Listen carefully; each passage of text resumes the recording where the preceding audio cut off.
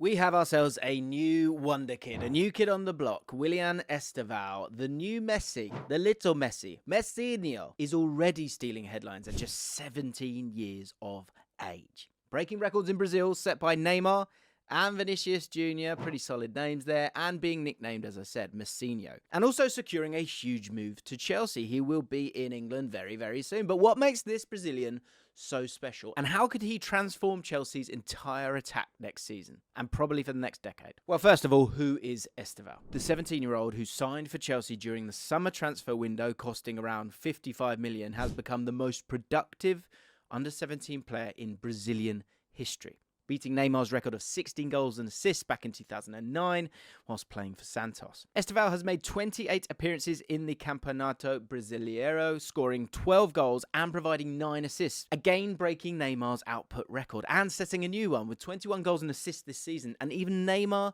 himself has even called Estevao a genius since breaking the record, waxing lyrical about the teenager to the media. And he should know. Now, he's also been nicknamed Messinho. Dangerous and also slightly odd, if I can be honest, because I find it weird. It's not like it's like English fans going, he's the next Ali McCoist, isn't it? Let me know if I'm wrong there. But of course that means little Messi in English, which is high praise to put on young shoulders. He's already earned 4 Brazilian senior caps, and he's setting his sights firmly on becoming a Chelsea great, already expressing his excitement to play with Cole Palmer. Europe's elite were queuing up for Estevao, with Barcelona, PSG and Manchester City all fighting to sign the teenager, but Chelsea came out on top. So what is it about Estevao that has sent shockwaves through Europe? Let's take a look. So Estevao is scoring 0.52 goals per 90 and providing 0.36 assists per 90. So in terms of output, we have never seen before a 17-year-old in the Brazilian league hitting those numbers. Alongside that, he is making 5.38 progressive carries per 90 and 3.53 progressive passes per 90, which again speaks to the level of involvement he has in every single game. It's his creative toolset. It is so large, it's so vast that he keeps defenders guessing at every single moment, allowing him to provide 5.7 shot creating actions per 90 for both his teammates and himself, and completing 3.33 of his 7.39 take on attempts per 90. Now that speaks volumes for me. 7.39. This lad loves to dribble. But despite all of this, he isn't just a creator. He also averages 3.45 shots per 90, getting 1.37 of those on target, cutting inside onto his stronger left foot from the right wing. And it's important to remember that this is considered a fairly high shot volume for a winger, one that ranks closely to the shot volume of an elite goal scorer, such as Salah. So he really is a bit of a mega mix, is Estevao. You know, sort of shades of Messi, sure, but shades of Mahrez, a little bit of Saka in there, and as we've spoken about, maybe some Salah numbers as well. Do you like watching what you want, where you want, whenever you want? Yeah? Keep listening, because today's video is sponsored by those lovely people at Surfshark. There's an unbelievable Black Friday deal from Surfshark. Surfshark, if you don't know what it is, it's a VPN. It's a virtual private network. You need it, especially at Christmas time. There's so much stuff to watch. But importantly, it is a private network, a virtual one that keeps your online data safe by encrypting all of the data between the device and the internet. This is crucial to keep cyber criminals at bay when you're using public Wi-Fi, but with a Surfshark VPN, you can also change your real location to any location around the world. This means you can access new content by exploring the Netflix libraries of Japan, USA, and Australia, etc. But also, if you're going on holiday but you want to watch the content from the country that you live in, you can do so by just changing your IP address back to the UK, for example, and tucking into Sky Sports and BBC iPlayer. A VPN ensures your city, country, and download history is not linked to your identity. And Surfshark's clean web feature blocks ads, phishing attempts, tracking, and malware, allowing you to surf the web safely, which is more important than ever. And the final thing that sets Surfshark apart and provides even more value is that you can use your Surfshark's VPN on unlimited devices. Surfshark have a fantastic Black Friday holiday offer with an exceptional price. Take a look at the link in the description, or just simply go to www.surfshark.com/Allcott. That's 4 months extra free at an unbeatable price. Surfshark offers a 30-day money-back guarantee, so there's absolutely no risk and an unbeatable price. So why not give Surfshark a go? So how does Estevao bring all of these qualities together, making him one of the most highly rated prospects in world football? Well, firstly, let's touch on the dribbling abilities of Estevao and how he manipulates defenders. And we're going to go really slow here because it is really subtle stuff, the way he's able to manipulate defenders and his own movement and his ability here to go both ways when attacking a defender. So Estevao is right here, and the defence are in a solid position, and they get into an even more solid position as time progresses. But what Estevao is brilliant at is the ability to slow down, then speed it up. And that's what the great players do. You know, think of Mbappe. If you are just sort of running at full pelt all the time, you're going to get kind of found out a little bit, because you can deal with that speed. You know what's coming. So the little subtle movements here, and we'll run it really, really slow here, really showcase what he's fantastic at. So what he knows, and you can see the point coming from the defender here, is just before he's pointed to his defender to double up. We need to double up on this guy.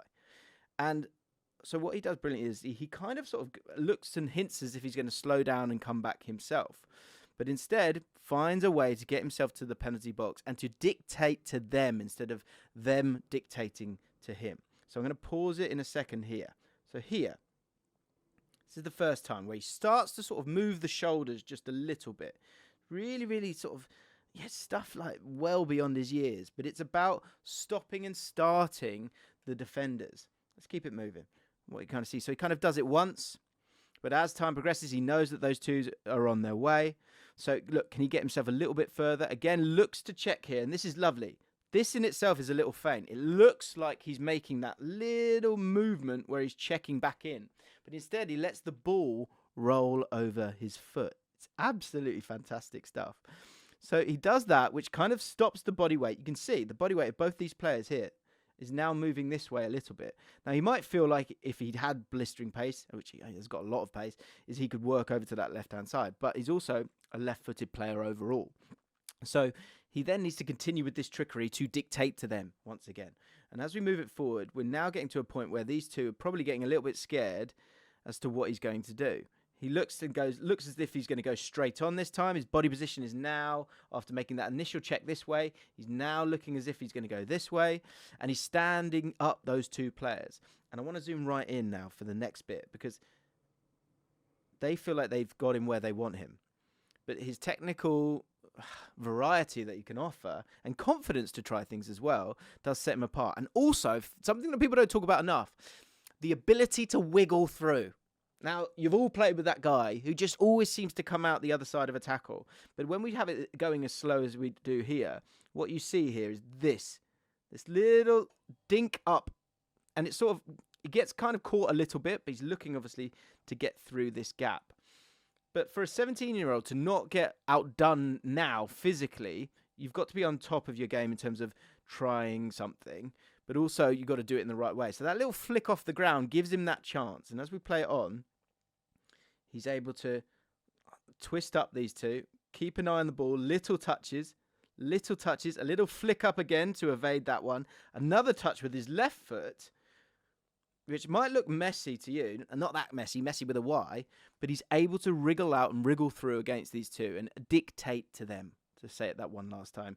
And he's able to get the pass off as well, taking three players essentially out of the game and creating an incredible chance for the team. Estevao is more the elegant ball manipulation type of winger, you know, in comparison to a Madueke, who currently at Chelsea, and as much as I really enjoy him, he's a bit more direct with his actions. But once Estevao receives the ball in those wide zones, he has the ability to carve out space for himself in order to complete the action that he has in his mind. When I mentioned Saka earlier, one tool that he uses and is using very efficiently it's kind of been called the pitching wedge. And it's just kind of this little pass. If you guys saw my interview with Thomas Frank, he loves crosses from this area here. And the reason for it is because it's just that little bit more narrow, you're able to kind of get that cross in and essentially have it on target, that cross, but there's less time for the opposition to deal with it as well. So having that left foot and be able to cut inside, which he's fantastic at, and put that cross in brilliantly is something that we see from Saka, we see from Lamine Yamal, we see from Elise, we see from so many players right now. And that's something that Estevao loves to use as well with that left foot. He'll get that ball and work with the team. You've got lots of runners into the box as well, as you can see here. And so when it is that little bit more clogged up, he's happy to sort of cut inside at times. If we scrub it along a little bit, you'll see. Here we go. And he's ready to put in a cracking little ball from exactly that area that we were speaking about. So totally in line with that 18-yard box. Keep an eye out for it. You'll see it in every game. But in terms of being able to do it with some real quality, that's something that Estevao regularly likes to do. What you can see is that, yes, he starts out wide, but what Estevao absolutely bloody loves is making his way back to zone 13. It's a very dangerous area that he likes to go into, and he will make his way back there a lot of the time. If we let this run just a little bit quicker, then you'll see he'll quickly move into this area here. This is zone 13. And if we divvy it up for you, zone 13 is pretty much this area here, and zone 14 that we talk about a lot. Probably can't totally get there, but let's go here instead. This is zone 14. It's quite a big zone 14, let's be honest. But those are the two areas that often we talk about. But zone 13, that one just to the right-hand side, is a big part of Estevao's game because it's allowing him to mix up the game, put crosses and clever balls into the box from this area, but also keep the opposition guessing. And therefore, again, it makes it very difficult to have a plan for him because he does have that ability to go around the outside, but also to cut in as well. And this makes life even more difficult for defences. And in particular, the left back here is about to have a bit of a struggle himself because when you know that those crosses can come in and you know that those crosses are dangerous, what do you want to do? You want to stop that. So understandably, first of all, beautiful little trick here, kind of faking that little Cruyff turn off to his defender. But what happens here is now that he's in zone 13, you've got defenders that want to kind of get close to him because they know he can do some damage. And what they start to do is they start to forget the other players on the pitch. You've displaced a lot of defenders here in this moment. And for someone with the vision of Estevao, an understanding of the game, he then has the technical ability to suck in players. 1, 2, and still 3. But also the brilliance to play the pass. And we see it exactly here. A great example of what he can provide and the ingenuity that he has in terms of his passing range as well. Stunning stuff. And a nightmare for defenders. That tendency to drive inside and slot the ball between the fullback and the central defender is also something I think Enzo Maresca will really, really love. Like if you imagine this is Nicholas Jackson, and understandably, as we've seen, he loves this area here. He's gonna cut into that left-hand channel, but he's able to play the pass as well a lot of the time. But also with the fullbacks and the width that Enzo Maresca likes to play and utilise, I think the overall movement's going to fit really, really well and just provide a different weapon for them because he's going to drive in here. You've got someone like Gusto who can work round, which can take this player away, retain this area of space for you. But as I said, crucially, having someone like Nicholas Jackson who's willing to make those runs, I think it's something that's going to work really, really well against the team that at this point, as you can see, is kind of all over the place from a defensive point of view because they don't know if they want to get tight to him, but also you've got someone pulling at that back line in Nicholas Jackson. And lastly, look, we've seen it with his goal numbers, but he also has the ability to cut inside on his left foot and curl one into the far corner. And the fact that he can complete all of these actions coming inside whilst also having the ability to beat his man on the outside, it means that the defenders, again, can't really stop him or don't truly know what he's up to. This is my favourite clip on Estevao. What I love, I'll show you this bit first, is that the manager, he goes, what am I supposed to do? Poor bloke. Because the finish is just fantastic. The finish is absolutely fantastic, but it's before that I really like it. Here he is, and he's got a defender on his way. And what you have to do is you have to make the division. He has that little scan, that little look. He can play that pass if he wants to. But what the great dribblers do is they understand the body weight of the opposition defender, and he does so fantastically here. And you can see the ways to be able to get a yard. Honestly, at this point here, it is utterly impossible for any defender, in my opinion, because as soon as he steps into kind of Estevao's zone, let's say, he's almost too close at this point. And that's weird because you're trying to get close to stop the challenge. But with the body weight moving this way, he then wants to get that yard to get himself onto that left foot. And it's that quick 2 touches there. The little bounce, using quick feet to move your weight balance. It's a lovely move that he has here. And look at the distance. Look at the distance between the two of them. It's absolutely incredible how far in that moment in understanding the body weight of the opposition so comfortable in what he's doing here. And then the goal itself absolutely drills it and curls it. And this is, these are the goals. That's that finish that you have to have as a wide player if you want to be elite. And he's got it. And even when they do think that they have him trapped, we get to see this Brazilian flair with flicks, chipped balls like this one into tight spaces. And what's really interesting here as well is that, yes, okay, you've got your fullback, but if you're worried about both of these players, not just Estevao, who's of course this one,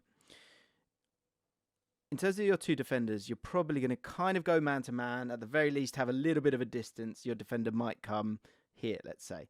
Look, if you put a cross in, so be it. Ideally, we'll stop the cross, but also we're kind of working as a two. What Estevao does is, because he is so far above the quality of the other players in the league, is as you see it run on here, he plays that pass, and then the concern is not for that fullback. They are not worried about that fullback whatsoever. The total concern is with Estevao Willian, this man himself. And that is why both of these defenders, and it's poor defending really, because they're both kind of committing, but at the same time they feel like they need to double up, because otherwise he's going to be able to dribble to this area here. But again, the creativity, the ingenuity, the joga bonita of Estevao is there for all to see with this absolutely gorgeous pass. What are you supposed to do with that? And he gets it to his man and able to affect the game and get the ball into the box. He's a delight, lads and ladies. He really is good fun. But success is not linear. So what is the big question that could hold back Estevao Willian at Chelsea? And how can all of this skill that he has translate into a Chelsea team? I'm pleased you ask. And in particular, where would he fit in? I'm pleased you asked. So in terms of Estevao and how he could fit in at Chelsea, this is something that I could see happening here. Now, already this season, Chelsea have set up in a number of different ways. But one thing that I think is apparent is that Maresca loves his one-on-one wingers. He likes those wingers that can take on players. And in Estevao and in Neto and Madueke, as we've seen, you've got great players who can do that and provide the team with quality in the final third. And it's a game of squads. It's not about that single 11. So that kind of interchange that they can have with the options that they have is something that is just only going to benefit them from minute 60 onwards. Madueke has been a staple on the right so far this season, doing a really good job off the ball, working hard and chipping in with goals as well. But one thing that he has been slightly critiqued on is his consistency in terms of his final ball and decision making in the final third. He is a different player to Estevao, more likely to drive down instead of kind of cutting in. And that allows for space for Palmer to work in this channel right here, which is working. It's working really, really well. But the difference that Estevao would make in terms of style is, well, fluidity, options of movement. And what I mean by that is when Madueke is playing, Madueke is probably going to stay on this outside lane. He's not going to move into that zone 13 that we've been talking about with Estevao. And so what that means for Palmer is that Palmer can, stay in this lane here. He can go and explore other areas of the pitch as well. And Madueke is absolutely going to hold that width. But what Estevao would provide is someone who likes to go into these waters. And Palmer, as a left-footed player as well, it would allow him to go over to this right-hand side. And so as Estevao develops as a player, it's one where the interchange between these two, I think they would understand what each other need, and I could see these two swapping quite regularly. Because Estevao is more adept in the tight half spaces, and I think it would just allow for a more fluidity, more rotations, crucially, between himself and Palmer. Maybe as well, if Palmer wants to drift over to this side of the pitch, you've got someone like Gusto who can then do that overlapping run as well, despite Palmer not being over on that side. So it gives different options there. And that's someone who's playing right back, but then stepping in, but also having the option to step out as well. And just using every sort of lane within the pitch as much as possible.